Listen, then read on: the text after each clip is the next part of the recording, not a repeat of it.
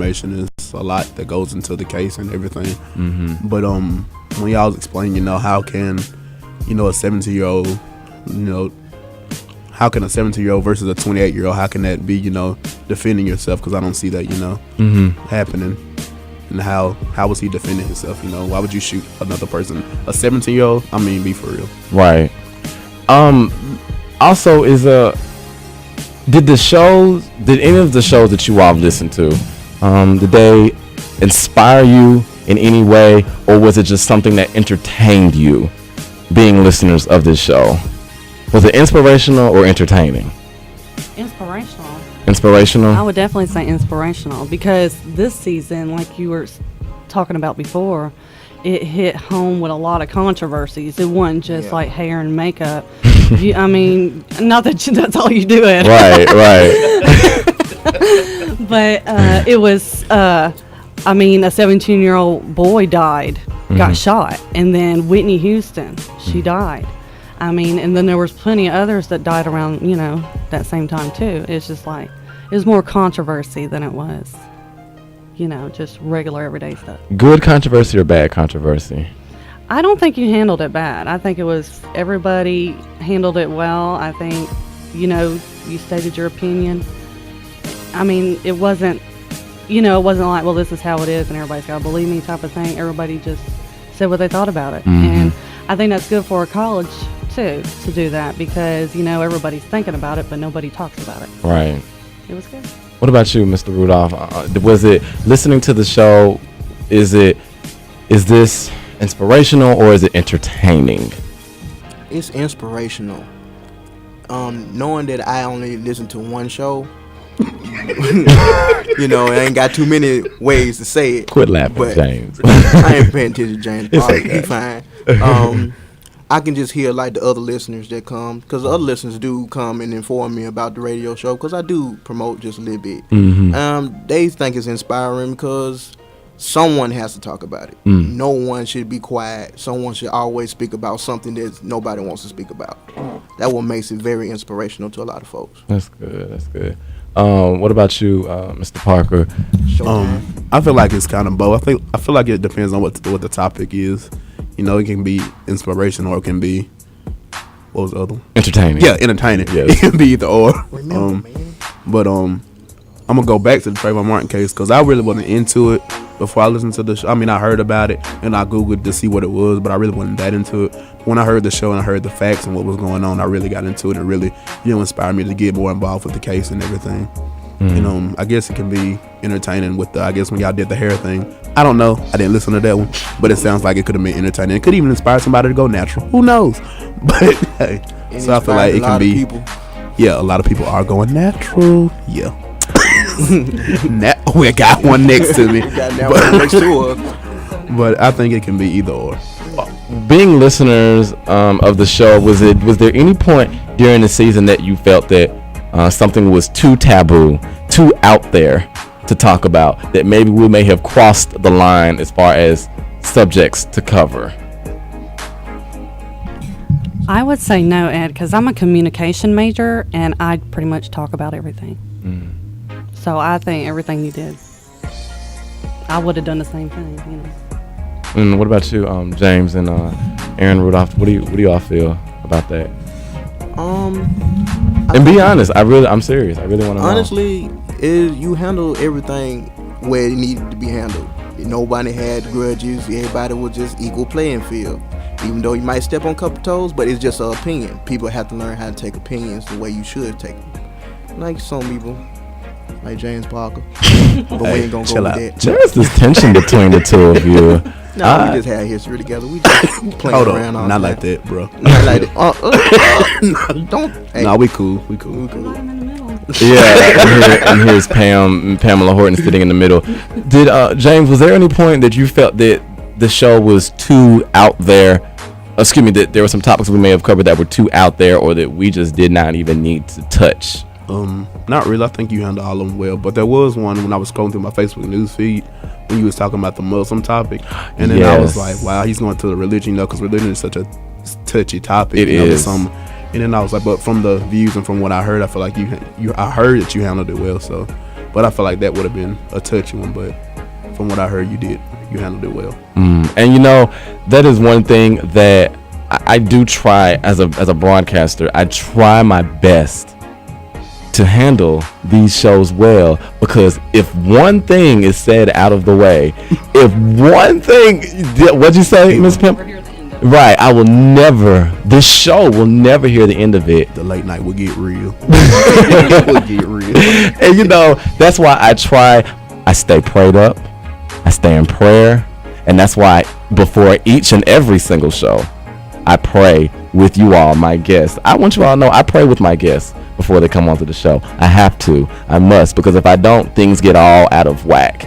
Things don't go right. The CD stop playing, and before you know it, the computer shuts down, and before you know it, I forgot where I put my notes, and all of a sudden my laptop is on the roof somewhere. That's just how crazy things can get if I don't pray. And so that I try to make sure that I keep God first in this. I keep him at the center of this work. Yes, God. Please. I keep him at the center of this work. So Start shouting. Everything else that surrounds that point will be phenomenal. If you all, I know you all discussed the show with other people. I know you have. And it's definitely not a secret. When you all discuss the show with other people, do they kind of have the same opinions as you? If you say, "Oh, I think it's a great show," and they say, "Oh, I think it's a terrible show," they need to shut it down. When you all discuss with the show, how are you all's opinions? Do they match up? Are they very far out? Explain that. I want to know that. That's something interesting to me. When I discuss the show, it'd be a lot of people that have their opinions, but pretty much my opinion values the same way as the show progresses, because I'm the type of person that listen to it first and really get an understanding first before I give my opinion. So if my views are matches yours, I'm gonna try, to talk about it and try to persuade some way to somebody to look at this point of view as opposed to something negatively. So I think it's positive my way. What about the rest about you two? Well, like when I post it, I'll post it on Facebook and things like that. I don't get feedback really about the show.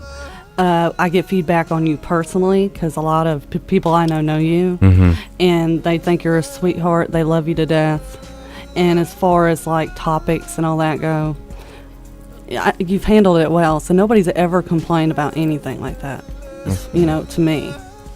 Okay, what about which is a good thing. I guess would have been on. Yeah. Well, Ed, they said this about you, and we better watch your bag.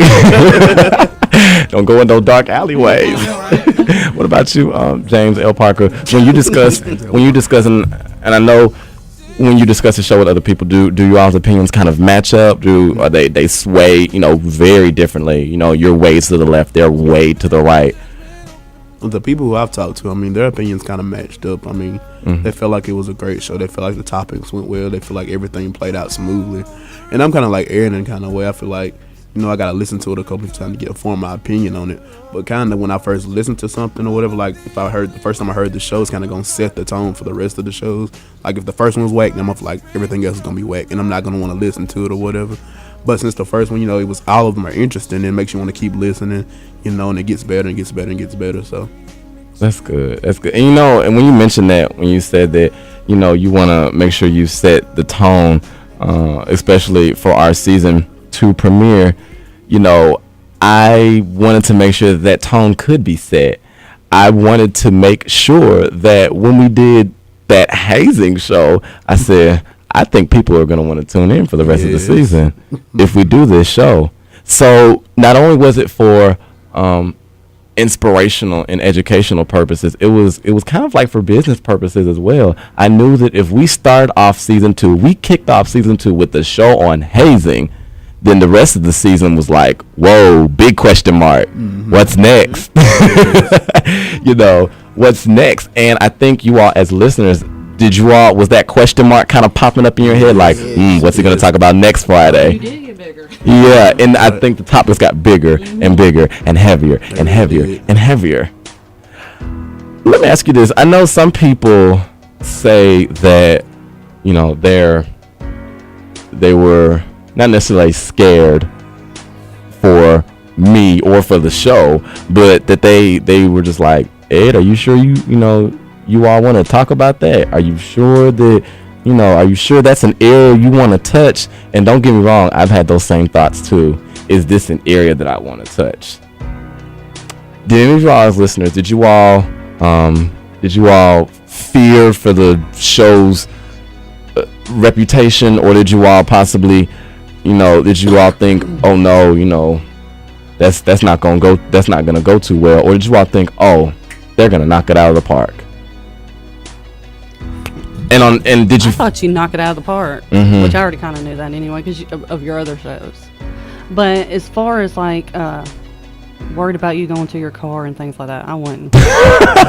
Going to my car. I thought you were going to be fine. I mean, people have a strong opinion. Because journalists' lives are put in danger every single day. You all seriously, journalists. Yeah, that's true. Journalists, news reporters, all those people are killed over doing certain things. If there's a particular person who doesn't want you to talk about something, they'll take you out. There's a lot of people that are real funny about what you say, but it's like you can't make everybody happy anyway. Right. So yeah, all you can do is your best and get the knowledge out there for people, and whether they accept it or not accept it, that's on them. What about you, Mr. Rudolph? Yes. I fear for your life for the hazing because you stepped on a lot of toes. It was a lot of controversy and all that.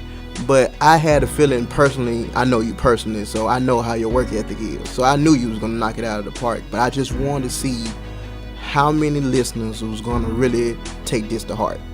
And you did well. You handled it well. I liked it. I tried it. You really wish that I could be there to listen to that. I wanted to listen so bad. Well, I had to work, though. You have your opportunity, though, because like I said, it is on YouTube.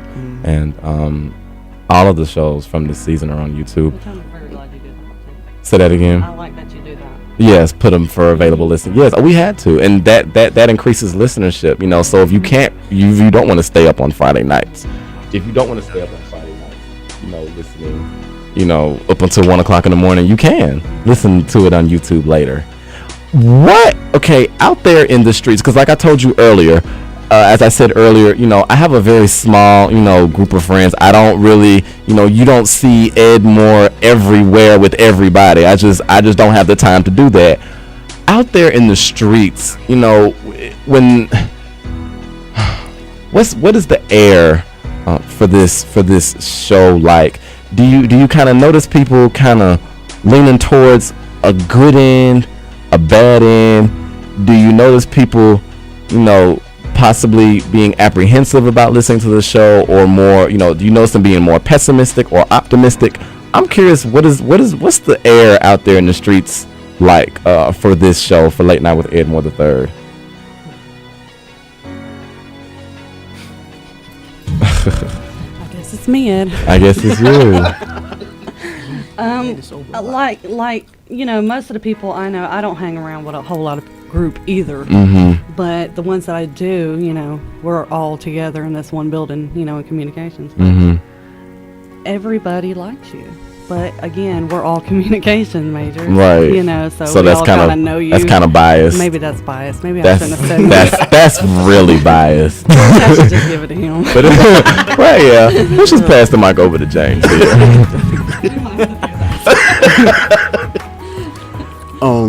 For me, I love people. I love being around people. I love hanging around people. And about the show, I feel like for those who haven't heard the show, when we talk about it, but what is it about, or what is it good or is it bad? I feel like I give it, I say it's good. I feel like the show is well known around campus and everything. I encourage them to listen to. I said it's discuss good topics. It's a good show, and I encourage them to listen. And at the end, they know I enjoyed the show. I enjoyed the topics, and I'm gonna tune in next week. Whenever it airs on Fridays. So I got good feedback about it. And one thing about it is that you know, a lot of people, I try to bring people onto the show that will positively attract listeners. And that is why I try to let my listeners know that my guests are a huge chunk of the success of this show. I couldn't be in the studio by myself and talk for 2 hours and think that the show would reach this level. It would just be impossible. It would be virtually impossible. My guests have placed a little piece of themselves with this show, and it has grown and grown and grown and blossomed like